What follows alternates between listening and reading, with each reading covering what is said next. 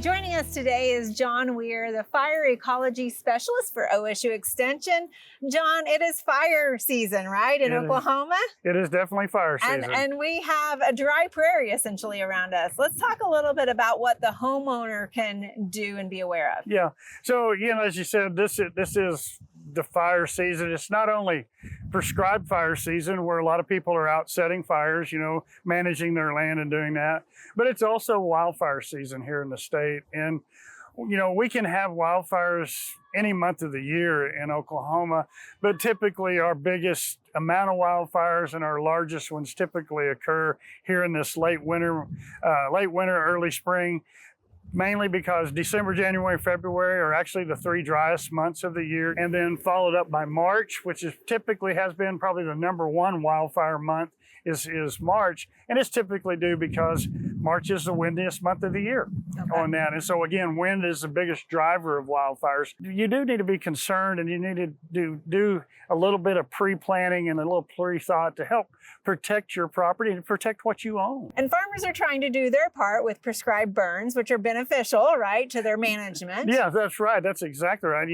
We had our great example of that. We did a burn last year, 2 weeks before March 14th, that bad day here in Stillwater. We had burned out southwest of Stillwater, a half section for animal science that caught a lot of that fire and prevented it from heading north up into a big area. There was a lot of populated area and stuff. And so, it creates that buffer, essentially, it creates right? a buffer, things that we can do to create buffers and to help protect that kind of stuff. Yeah. But there's also things that we could do as homeowners that we need to think about and doing that. One of the quick things is to go out around your home and just look and see what's there. And again, don't do this when the fire's coming. Mm-hmm. Do this prior to wildfire season, because you never know when it may happen.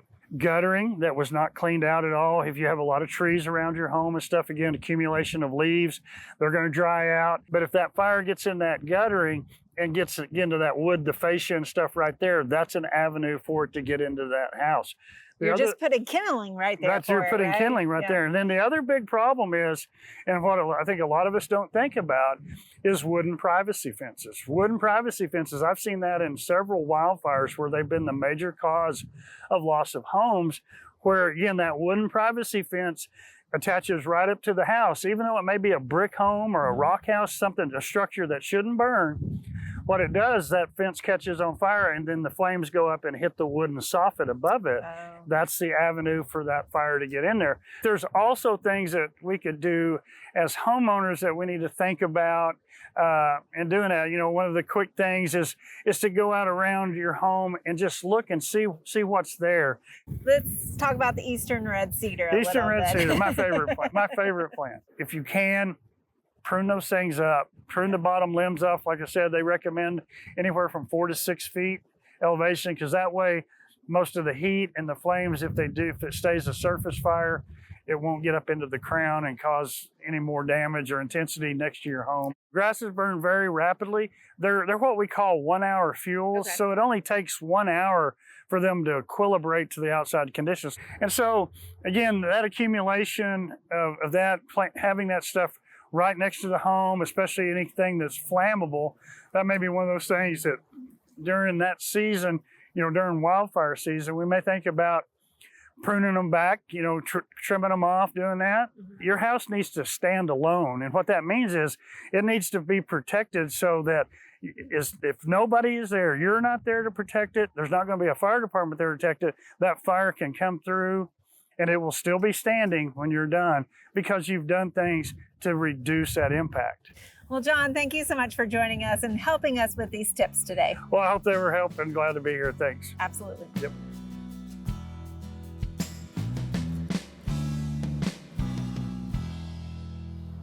It's late winter in Oklahoma, and we're enjoying the beauty of our landscapes. But something we always have to be cognizant of is the fuel load that our beautiful grasses, trees, leaves, shrubs, etc. in the landscape provide to us as a risk of wildfire. We're going to talk about Firewise concepts, which essentially tell us how to make our landscape more resilient against wildfire, yet still have a landscape to enjoy throughout the year. So the Firewise implementation program deals with concepts of reducing risk from fire and also the tools that we use to implement those concepts. Here we've got some of the tools that we use in taking care of reducing fuel load. Any gardener should have a set of bypass pruners, and also of several sizes. Those are your fine pruning and also for larger branches. A variety of saws are important. Manual saws, and if you feel comfortable with it, power saws. They can be two-stroke engine saws or they can be electric, but make sure that you get safety training on how to properly operate those and read the manuals. Also leaf blowers, because they're very helpful in moving the surface debris that are loose, helping us chase it into piles and moving it farther away. Also leaf rakes as well. And so with a set of tools, we can implement the concepts and help reduce fire risk in our landscape. In an ideal system, we wouldn't have any flammable fuels within the first 5 feet of the structure, but many of us have situations where we're going to give and take on plant materials and the different ignition zones. Let's take a closer look at some of the fuels that can cause problems as we get right up against the structure. We've got leaves obviously here that we should be raking out and putting either in a composting pile or take them considerably outside the ignition zone. Also, we have a lot of herbaceous annuals and also perennials. Those materials should be taken down and again moved into either compost or out-of-ways. We may not think about it, but firewood also can be flammable, especially if it's dry. It takes a little longer to ignite, but we want to move it outside of our ignition zone as well. Regarding the deck, you really don't want organic debris to be able to get underneath there. This one is sealed off, but if it weren't and you wanted the deck left open, you should use a fine mesh hardware cloth to be able to block leaves from getting underneath there, because if embers fly underneath there, it can ignite leaves and other organic debris that's underneath your deck. There's many beautiful evergreens that we can use in our Oklahoma landscapes, but something we have to be cognizant of when we think about the Firewise program is the fact that the foliage of many of these junipers and other species that are resinous or oily evergreens, they're highly flammable and they can propagate fire.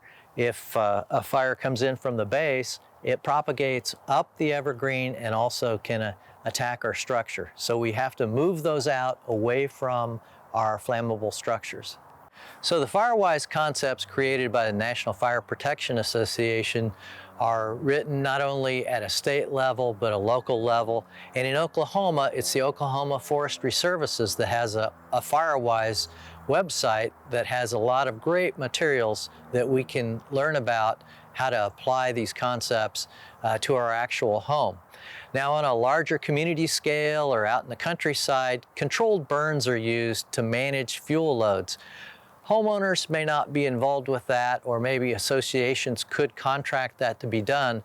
But remember, a lot of the detail work is up to you as the individual homeowner to reduce fire risk in your own landscape.